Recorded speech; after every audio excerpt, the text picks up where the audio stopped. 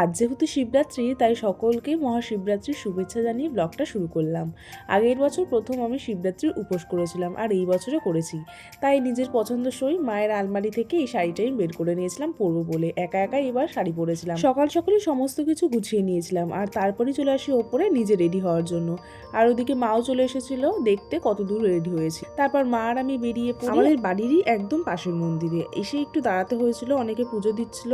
দেন আমিও আমার মন প্রাণ ভরে বাবার মাথায় জল ঢেলে পুজো দিয়ে নিই, আর মা তখন করে দিচ্ছিল আমার ভিডিও। পুজো দিয়ে নিয়ে বাড়ি ফিরে এসে মা আমাকে দিয়ে দেয় চরণামৃত আর পুজোর প্রসাদ আর একটা লাড্ডু।